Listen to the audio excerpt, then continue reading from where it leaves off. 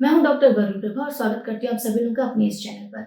आज के इस वीडियो में हम डिस्कस करने वाले हैं hepatitis B envelope antigen and antibody test के बारे में। ये जो टेस्ट होता है, अगर हेपेटाइटिस बी का सरफेस एंटीजन पॉजिटिव आ जाता है, उसके बाद इसको किया जाता है अलग अलग स्टेज पे, ताकि जो हेपेटाइटिस बी का एनवेलप एंटीजन और एंटीबॉडी है उसको जांचा जा सके। अर्लियर स्टेज पे एंटीजन के बारे में जानते हैं और लेटर स्टेज पे एंटीबॉडी के बारे में जाना जाता है। तो आज की इस वीडियो में हम इसी के बारे में डिस्कस करेंगे कि हेपेटाइटिस बी एनवेलप एंटीजन क्या है और एंटीबॉडी क्या है, ये टेस्ट कब करवाते हैं, कैसे करवाते हैं और इसके रिजल्ट से हम क्या समझ सकते हैं। तो एक बार जान लेते हैं कि जो हेपेटाइटिस बी होता है, जिसके बारे में पहले भी डिस्कस कर चुके हैं कि ये एक वायरल इन्फेक्शन होता है जो कि ब्लड से ट्रांसमिट होता है। ये इन्फेक्टेड ब्लड ट्रांसफ्यूजन से हो सकता है, अनसेफ सेक्स से हो सकता है, साथ ही साथ मदर से चाइल्ड में भी ट्रांसमिट हो सकता है। उसके अलावा नीडल शेयरिंग के दौरान भी ये इन्फेक्शन हो सकता है। तो जहाँ पे सरफेस एंटीजन पॉजिटिव आ जाता है, उसके बाद में एनवेलप एंटीजन के बारे में जांचा जाता है। सरफेस एंटीजन जो होता है वो वायरस के बिल्कुल सरफेस पे, आउटर सरफेस पे प्रेजेंट होता है। उसके बाद कोर और सरफेस के बीच में जो होता है वो एनवेलप एंटीजन होता है, जिसके बारे में जांचा जाता है। तो आगे बढ़ते हैं, लेकिन उसके पहले अगर अभी तक आपने हमारा चैनल सब्सक्राइब नहीं किया तो जल्दी से जल्दी कर लें, ताकि आपका कोई भी अपडेट मिस ना हो। तो इस जांच को करवाने से, इस टेस्ट को करवाने से हम क्या क्या जान सकते हैं, एक बार उसके बारे में जान लेते हैं। इसको जानने से जो पेशेंट की इन्फेक्टिविटी है उसके बारे में जाना जा सकता है। साथ ही साथ जो क्रोनिक हेपेटाइटिस बी का इन्फेक्शन का जो स्टेटस है इन्फेक्टिविटी का, वो भी समझा जा सकता है। उस इन्फेक्शन का स्टेटस समझा जा सकता है। जो पेशेंट है, जो ट्रीटमेंट ले रहा है, थेरेपी ले रहा है, उसका जो सीरोलॉजिक रिस्पॉन्स है उसको भी मॉनिटर कर सकते हैं, उसको भी समझ सकते हैं। और इस टेस्ट के द्वारा एंटीजन और एंटीबॉडी जो है एनवेलप की, उसके बारे में हमें पता चलता है। एक्चुअली जहाँ पे एक्टिव वायरल रेप्लिकेशन होता है, वहाँ पे इसका जो एनवेलप एंटीजन होता है वो काफ़ी ज़्यादा तेज़ी से बढ़ता है। तो अब बात करते हैं इसके टेस्ट के बारे में। इसके टेस्ट के लिए हमें एक ब्लड सैंपल की ज़रूरत होती है, जिस पे ये टेस्ट परफॉर्म किया जाता है, और उसका जो रिजल्ट होता है वो पॉजिटिव और नेगेटिव के बेसिस पे होता है, रिएक्टिव एंड नॉन रिएक्टिव।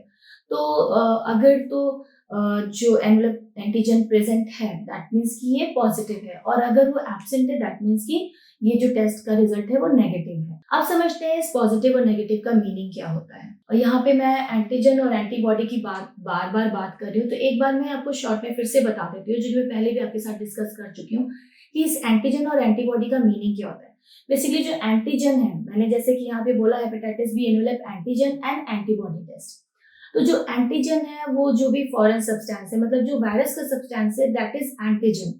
तो वो इनिशियल स्टेज पे प्रेजेंट होता है, और उस एंटीजन के रिस्पॉन्स पे जब हमारा इम्यून सिस्टम जो बनाता है वो होता है एंटीबॉडी।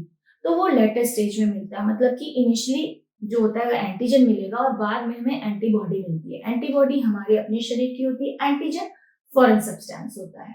तो अगर जो पेशेंट है उसमें hepatitis B envelope antigen present है और एंटीबॉडी एब्सेंट है, दैट मीन्स कि जो इन्फेक्टिविटी है वो काफ़ी ज़्यादा है, क्योंकि रेप्लिकेशन बिल्कुल एक्टिव स्टेज पे है, जिसकी वजह से पेशेंट की इन्फेक्टिविटी बहुत ज़्यादा है। मतलब इस स्टेज पे पेशेंट एक अगर ध्यान ना रखे तो वो दूसरे पर्सन में भी ये इन्फेक्शन को ट्रांसमिट कर सकता है।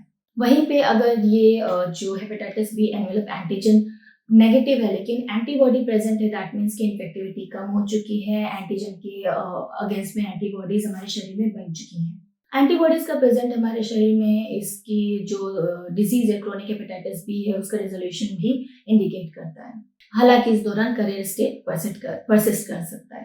तो बेसिकली HBeAg मतलब कि हेपेटाइटिस बी एनवेलप एंटीजन का पॉजिटिव होना या प्रेजेंट होना शो करता है कि पेशेंट में उस टाइम पे एक्टिवली जो रेप्लिकेशन है वायरस का वो चल रहा है, और पेशेंट उस टाइम पे काफ़ी ज़्यादा इन्फेक्टिव होता है। तो इस टाइम पे बहुत ज़्यादा ध्यान देना बहुत ज़्यादा इंपॉर्टेंट हो जाता है। तो ये थी कुछ बेसिक जानकारियाँ जो कि HB एंटीजन और एंटीबॉडी के बारे में मैंने आपको दी, और इसके टेस्ट के बारे में मैंने आपको दी। उसके अलावा जो हेपेटाइटिस बी सरफेस एंटीजन से रिलेटेड जानकारियाँ, उसके लिए मैंने एक अलग वीडियो बनाया जिसको आप ज़रूर रेफर करें। तो उम्मीद करती हूँ कि इस वीडियो को देखने के बाद जो बेसिक इन्फॉर्मेशन है वो आपको ज़रूर मिली होगी। उसके अलावा भी और कुछ जानना चाहते हैं या फिर किसी और तरीके का कोई सुझाव देना चाहते हैं तो कमेंट बॉक्स में जाके हमें ज़रूर बताएं। धन्यवाद।